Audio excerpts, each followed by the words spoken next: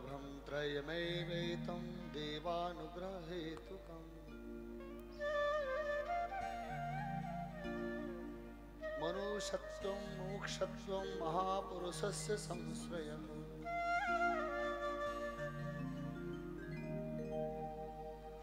दुर्लभं त्रयमेव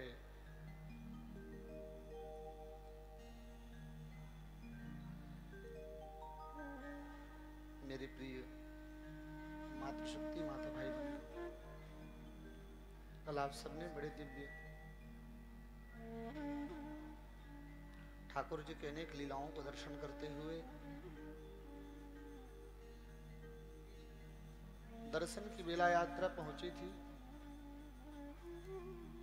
द्वार पाल हरि के प्रिय दो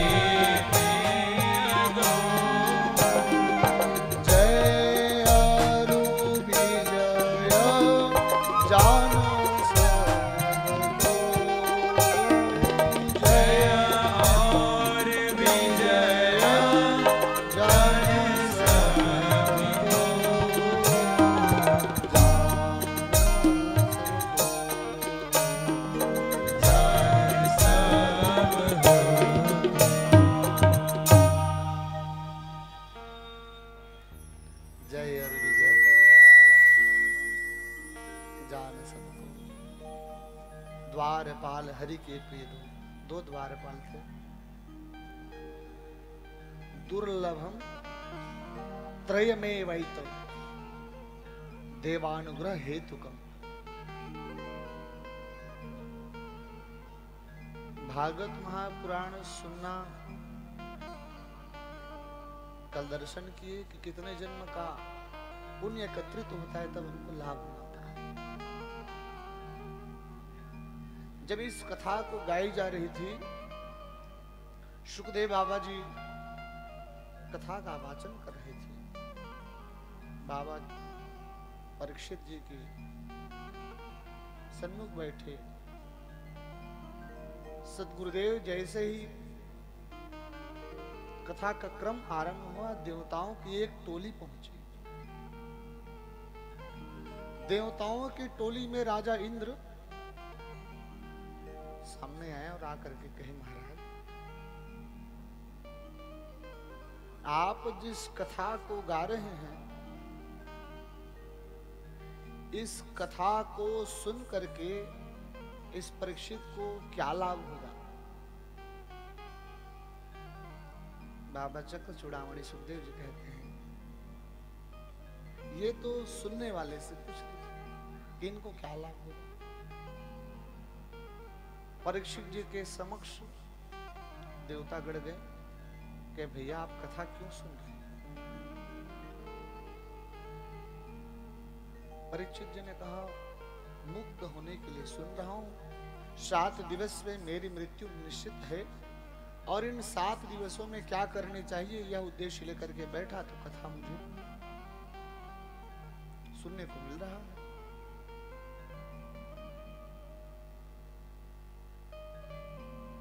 देवतागण कहे, तो महाराज जिस मोक्ष की कामना लेकर आप कथा सुन रहे हैं, तो मोक्ष तभी प्राप्त हो सकती है जब आप सत्कर्म करेंगे, और सत्कर्म तब करेंगे जब आप संगत करेंगे। जब आप संगत करेंगे तब ये सारी चीजें आपको प्राप्त हो पाएंगी। अगर आपकी आयु बढ़ जाए तो कैसा रहे? परीक्षित जी ने कहा, महाराज कहना क्या चाहते, गोल गोल न घुमाइए, स्पष्ट साफ कहिए। देवताओं ने कहा, सीधी सी बात है महाराज, जो कथा आप सुन रहे हैं वो कथा हमें सुनने दीजिए। क्यों भाई?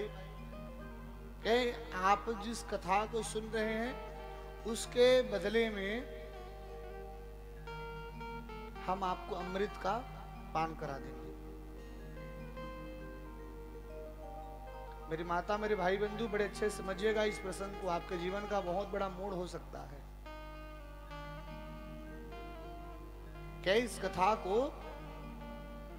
हमें सुनने दीजिए और कथा के बदले हम आपको अमृत का पान करा देंगे।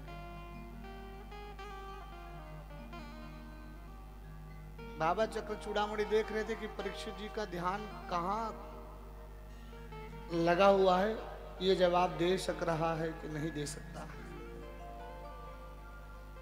परीक्षित जी ने कहा कि हे देवराज, उस अमृत को पान करने के बाद क्या लाभ होगा? सारी दुनिया जानते हैं, बोले अमृत को प्राप्त होती है। अच्छा, अमर हो जाएंगे तो भगवान की प्राप्ति होगी? कि वो तो कदाचित संभव नहीं है, मिल जाए तो बहुत अच्छी बात है, पर संभव नहीं है।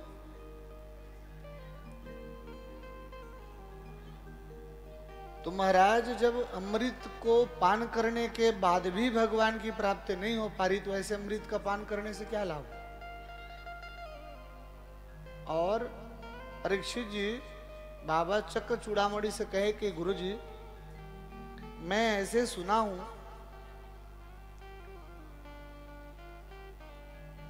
कि समुद्र मंथन किया गया, बड़ी प्रयास की, युद्ध भी हुआ, भाइयों भाइयों में बड़ी भयानक युद्ध हुई, और उस युद्ध में अपने अपने को मारने लगे थे। उस समुद्र मंथन से निकला हुआ अमृत का कलश बांटने की बारी आई, तब भी लड़ाई हुई थी, और उस अमृत से भरे हुए कलश को लेकर भागे। उस अमृत की बूंद को एक बूंद पाने के लिए इतनी तड़पन हुई कि राहु का गला भी कट गया। और ये इंद्र आकर के कह रहा है कि उस कथा के बदले अमृत को दे दे। कांच की तुलना कभी मणि से नहीं हो सकती, वह कांचा कुह मणिर महान, कसुधा क्व कथा। कभी भी कांच की कितनों सुंदर आप मणि बना लीजिए, लेकिन उस मणि की महत्ता के सामने, मणि अंधेरे में भी चमकती है, लेकिन कांच प्रकाश की जब तक रोशनी उनके ऊपर ना पड़े चमकती नहीं। उस अमृत को पाने के लिए इतनी भयावह युद्ध हुआ, और ये देवता, मैं कथा सुन रहा हूं तो मुझे कह रहे अमृत आप पी लो, कथा हमें सुनने दीजिए। तो कहीं ना कहीं ये कथा बहुमूल्य है। इस कथा की वैल्यू ये संसारिक संसाधनों की उपेक्षा कहीं अधिक है, इसलिए तो ये सौदेबाजी करने आ गए। बाबा जी सारी बात सुन रहे हैं कि परीक्षित कैसे उत्तर दे रहा है, और ये निश्चित बात होनी चाहिए मेरी माता भाई बंधु कि हम कथा सुने हैं या सुन रहे हैं तो कथा का गुण रहस्य ध्यान में जीवन में उतारे। दुर्लभम त्रय में वैत, दुर्लभ है यह कथा। देवतागढ़ को भगाए और समझा करके कहे आप देवता निकलिए, आपकी आवश्यकता नहीं है। यहां आप तुलना कर रहे हैं कहां मणि से कांच की, संभव नहीं है। अब यहां जितने लोग बैठे हैं इसी बात से आकलन कर लीजिए कि कथा कितनी महंगी होगी। कथा तो बिकती नहीं है, परंतु समझिए कथा कितनी महंगी होगी कि परीक्षित जी और बाबा सुखदेव जी उनको कहे निकल जाइए आप। अगर प्रेम से कहते तो कथा हम सुनने भी दे देते और कथा हम सुना भी देते, लेकिन आप व्यापार कर्म की, हम व्यापार करने नहीं बैठे हैं। व्यापार में वर्णिक अग्रणी है तो आप वर्णिक का काम, और कथा सत्संग में कोई व्यापार नहीं होता। इसलिए कहे देवानुग्रह हेतुकम, देवताओं की अनुग्रह, गुरु जी की कृपा जब तक नहीं होगी आपको सुनने को नहीं मिलेगा। भाग्योदेन बहुजन्म पुण्य समर्जिते, आपके कई जन्म का पुण्य हुआ तो आप कथा सुने, और उसमें और पुण्य जब जुड़ा तो वृंदावन जैसे धाम में और अधिक पुण्य हुआ। तो ये दिव्य रास तपस्थली स्थान में जहाँ बड़े बड़े संत विद्वान आदि इस मंच पर शोभा पाए, वहां बैठ करके आप कथा का लाभ ले रहे हैं। बाबा सुखदेव जी परीक्षित को कहे, राजन, संसार में जीव जब जन्म लेता है तो मनुष्य में और पशु में बहुत सारी समानता होती है, कुछ कुछ भिन्नता है। उसी भिन्नता को ध्यान में रखकर मनुष्य कहा जाता है, और वही समानता कुछ बनी रहती तो पशु कहते हैं।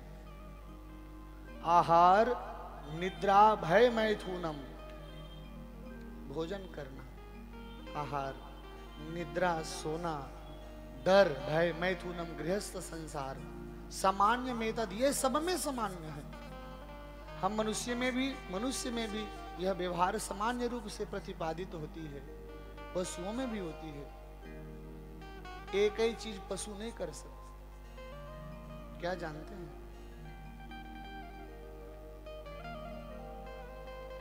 वो बैठ के सत्संग नहीं कर सकते। बस कभी सुने कुत्तों की मंडली एकत्रित हुई और वो कहे चलो भागवत सुन लें, कभी बैल भैंस की मंडली एकत्रित हुई, चलो भाई भागवत करा लें, कहीं सत्संग हो रही तो चले, चलो बंदर की टोली कहीं, ऐसे सुने? कभी नहीं, ना होते देखे हैं। उनमें यही विवेक की कमी है, और यही विवेक हम में है, इसलिए हमको मनुष्य कहते हैं, मानव कहते हैं। और जिनके अंदर में यह स्वभाव नहीं है तो वही दानव है। मानव और दानव में इतना ही फर्क है। ये मत सोचिए ये राक्षस माने 2 सिंग लगा होगा, बड़ी बड़ी उनकी दांतें निकल गई होगी, नहीं, ऐसा विचार नहीं रहे। ये अंदर में मानव और दानव दोनों बैठे हुए। कल आपको दर्शन कराए थे, संध्या की वेला में क्या क्या कार्य को नहीं करना चाहिए। गृहस्थ का सुख, विद्या, धन,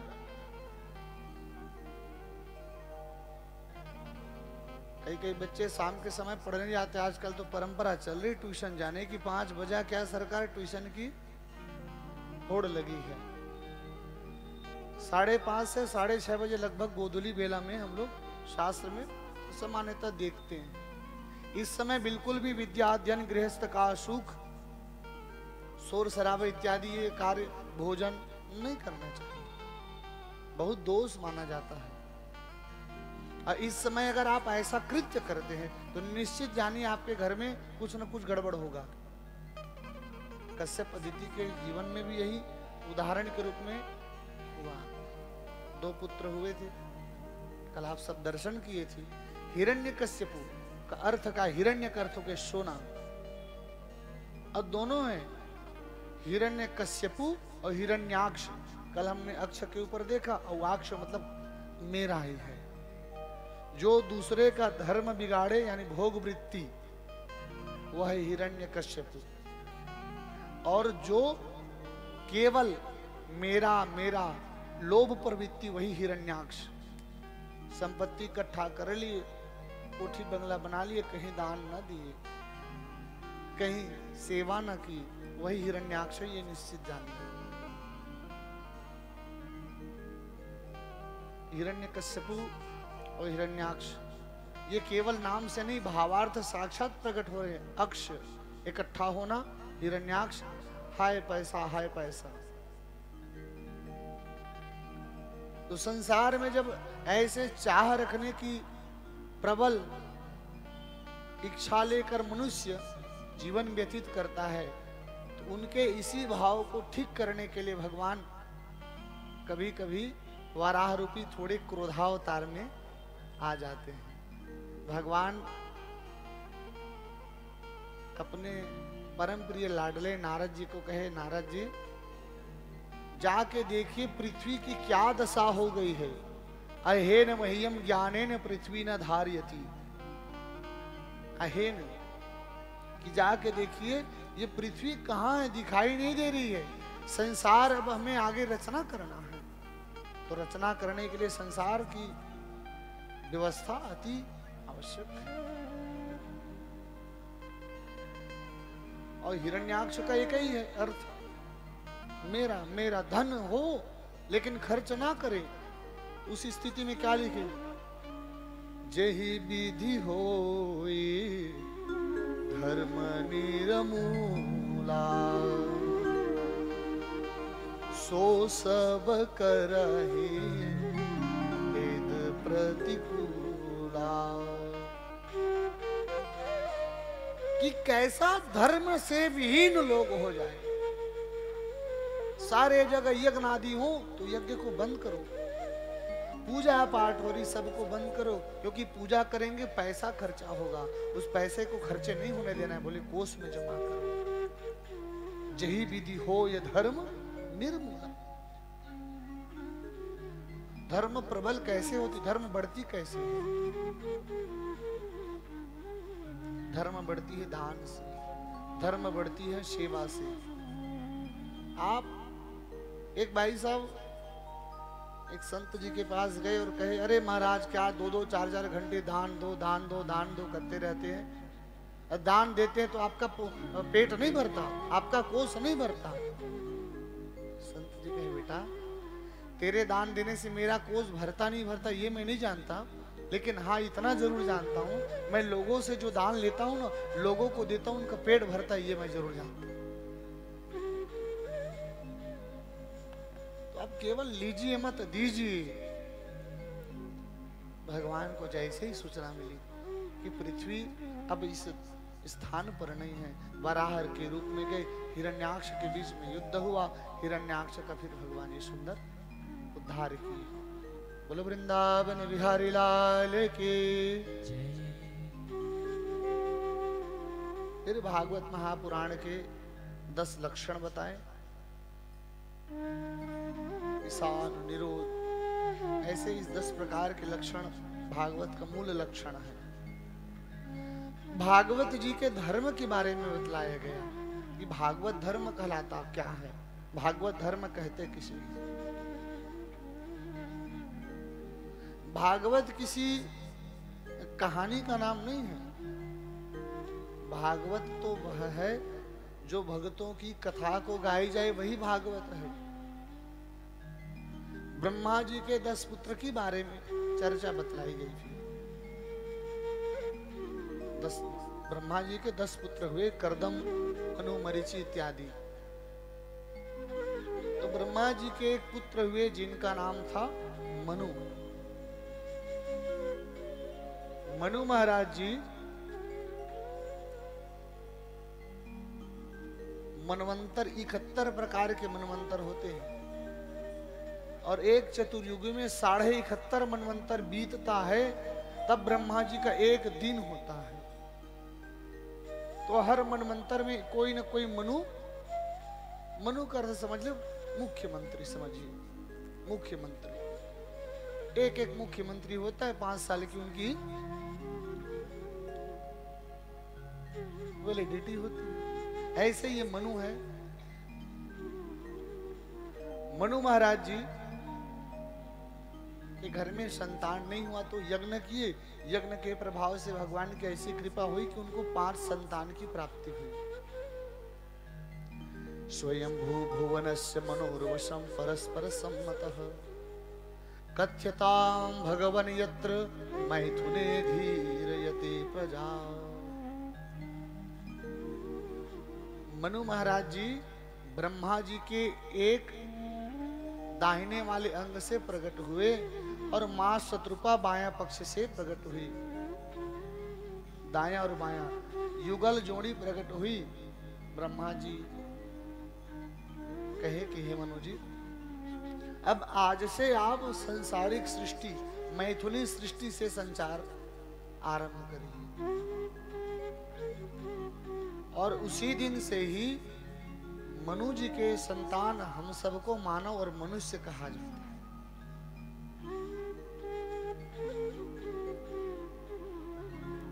मानव और मनुष्य तब से कहलाते हैं जब किसी को गोत्र नहीं पता चलता ना, तो एक ही गोत्र बुलवाते हैं हम सब पंडित जी,